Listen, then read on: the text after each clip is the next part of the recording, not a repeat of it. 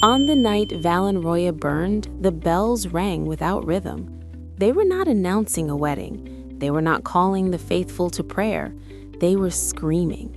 Flames climbed the marble towers of the royal palace, painting the winter sky in shades of blood and gold. The snow that had fallen earlier that evening melted instantly, hissing as it touched the fire-blackened stones. Soldiers ran through the corridors, shouting orders that contradicted each other. Servants cried, horses screamed in terror. And somewhere deep inside the palace, a child was running. Princess Alara Valenroya, just 9 years old, clutched a silver locket against her chest as her governess dragged her through a hidden passage behind the library wall. "Do not look back," the woman whispered, her voice shaking. "No matter what you hear, do not look back." But Alara did look back, just once.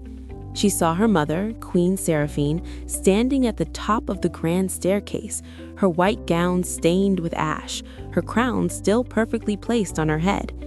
The queen did not scream. She did not run. She only smiled. Then the doors slammed shut and darkness swallowed the passage. By dawn, the royal family of Valenroya was declared dead.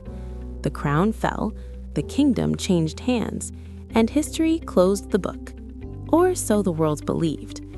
18 years later, in the coastal city of Marrowhaven, a young woman scrubbed floors in a candle-making workshop, humming a melody she did not remember learning. Her name was Lena, or at least that was what she had been told. She had no memory of her parents, no memory of her childhood before the age of 10, just fragments, firelight, bells, and a woman's voice saying, "Remember who you are." Lena was different from the other girls in Marrowhaven. She stood straighter, she spoke more carefully, and when she laughed, it sounded unfamiliar, as if laughter were a language she once knew fluently but had forgotten. At night, she dreamed of long corridors, mirrors framed in gold, and a rose garden buried under snow. She woke every morning with the same ache in her chest and the same silver locket beneath her pillow. She had never opened it. The day everything changed, a man arrived from the capital. His coat was expensive but worn, his boots dusty from long travel. He introduced himself as Adrien Moreau, a historian commissioned by the new regime to locate artifacts from the old royal family. "They say the past is dangerous," he told the workshop owner casually, "but forgetting it is worse." Lena felt something tighten inside her chest when his eyes met hers. Not recognition, something deeper. That evening, as Lena walked home through the fog-filled streets, Adrien followed her. "You hum a royal lullaby," he said suddenly. She stopped walking. "I don't know what you mean." "It was sung only in the palace," he continued quietly, "only to one child." Her hands trembled. "You're mistaken." But Adrien shook his head. "No, I have been searching for you my entire life." In the safety of her small attic room, Lena finally opened the locket. Inside was not a portrait, it was a crest, a silver rose entwined with a crown, the symbol of Valenroya. Memories crashed into her like a storm. Fire, screams, her mother's smile, the bells. She collapsed to the floor as the truth clawed its way back into her mind. "I am not Lena," she whispered. Adrien knelt beside her. "No, you are Princess Alara Valenroya, the last living heir to the throne." Valenroya was prosperous now, but only on the surface. The current ruler, Regent Malrek, had risen to power after the massacre, claiming the royal family had betrayed the people.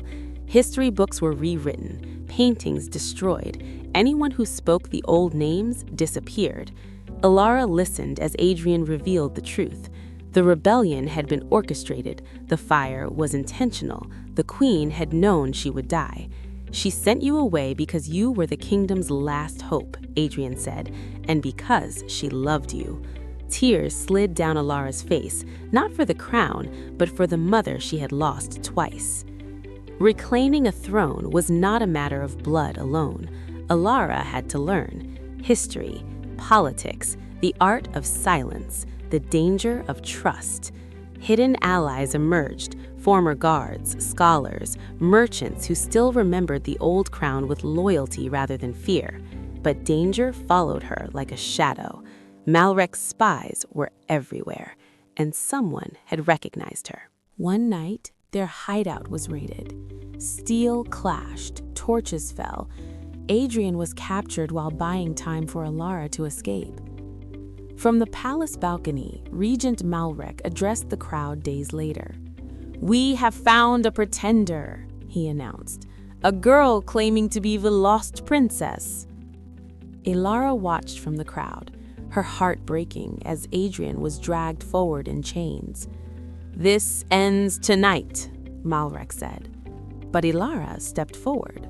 "I am no pretender," she said, her voice carrying across the square. Silence fell. She removed the locket and held it high. "The silver rose still blooms." Gasps rippled through the crowd.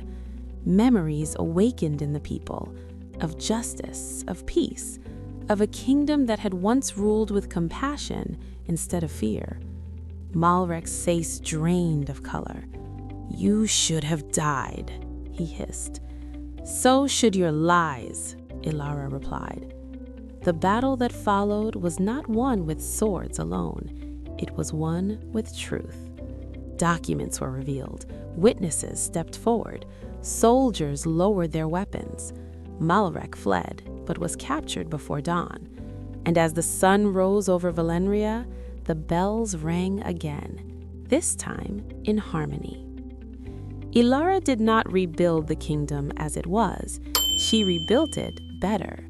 She ruled without fear. She remembered the poor.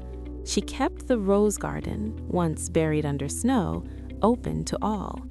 And every year, on the anniversary of the fire, she walked alone to the highest tower, not as a queen, but as a daughter, holding a silver locket, remembering who she was.